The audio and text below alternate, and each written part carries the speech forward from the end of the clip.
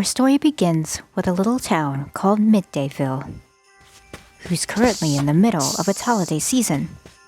And nestled in the very heart of it, a wooden house perched upon a tall oaken tree. Its residents are up and about, preparing for the festivities. All but one resident.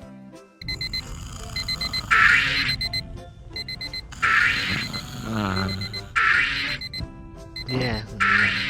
Huh?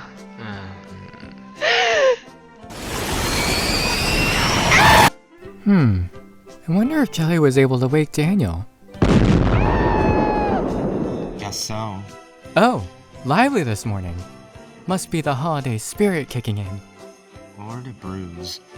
Daniel rounds the corner to the kitchen, a welt growing on his face, with Jelly happily in tow. Hira greets Daniel as he and Jelly grab a seat at the counter and reminds them that they're having guests over. Daniel slams his face onto the counter in a huff, already feeling fatigued from just thinking about it. Daniel's eyes land on a tray of cookies. One particular cookie stands out. Who's this brute? Oh, that's St.Hoopa. Huh? It's a mythical being who's said to be able to use magic portals to bring gifts all around the world for the Pokemon Holiday Eve. Oh. Basically, a cool guy who gives you stuff if you've been good all year. Daniel's eyes light up in interest. Sounds like my kind of guy. Yeah, St.Hoopa's amazing. I've always wanted to see him ever since I was a little chick. Wait, is that even possible? If he's out delivering things all day, how'd he even find the time to meet people? He's got like... Daniel begins to count his claws, to which there is only 6. Many people! 8 billion. How many claws is that? Hira laughs and explains that St.Hoopa would always be there at the midday square, but the crowds were so big that he could never get close enough to see them until everyone left at closing time. Jelly gives a sad look towards Hira, but Hira expresses that everything is alright and that they're just happy to celebrate the festive days with friends.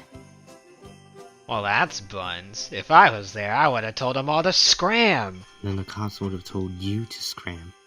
Daniel huffs in defeat, contemplating for a moment on how to help Hira. Then a mischievous expression formed, slightly worrying Jam and Jelly. Hira has returned to baking. Don't worry, hero buddy, old pal. I'm gonna make this a holiday that you'll never forget. Step 1 of Hero's super cool holiday surprise by Daniel. Get art thingies for costume from a reliable source.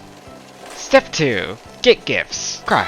Step 4. Make a definitely Daniel is sleeping decoy. Step 5. Surprise Hira. Daniel, having successfully climbed to the roof of his shared treehouse, executes his final And most coolest. step to surprise Hira. Inside the treehouse, the guests have finally arrived. Greetings and warm welcomes have been shared, and everyone has finally settled next to the fireplace. Everything seemed to be going perfectly. However, someone seemed to have been missing. Daniel. Hira recalled Daniel explaining that he had a headache and was going to turn in a little bit earlier tonight. Deciding to let him rest for the night, Hira shrugged the thought away and silently wished that his friend would feel better soon.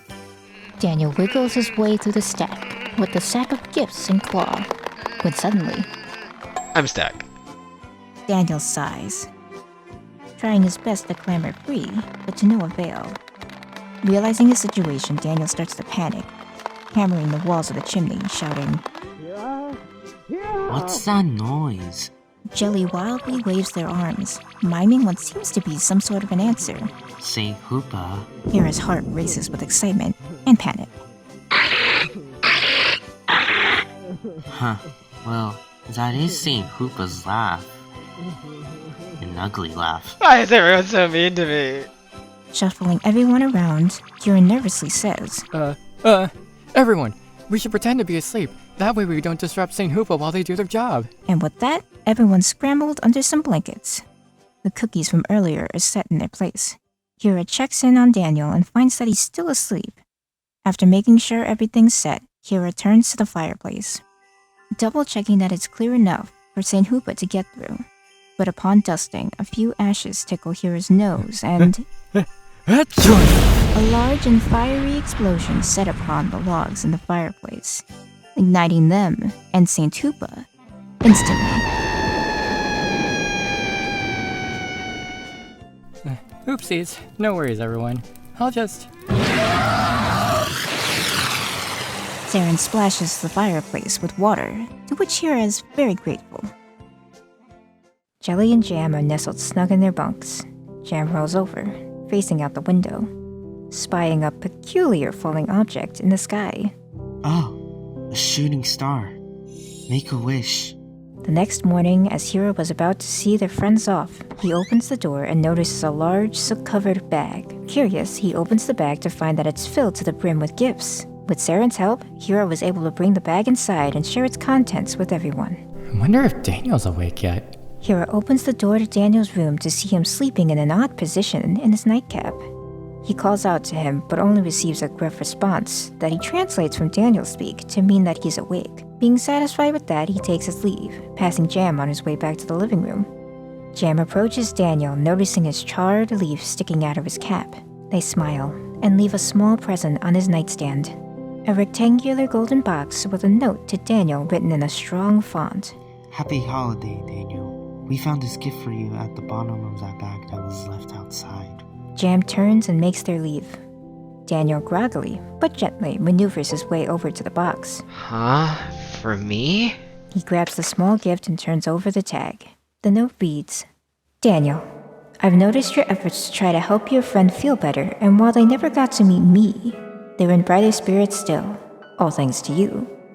Hira is lucky to have such a caring and cool friend. From Cooler St.Hoopa. Daniel's heart raced at the name. He couldn't believe it.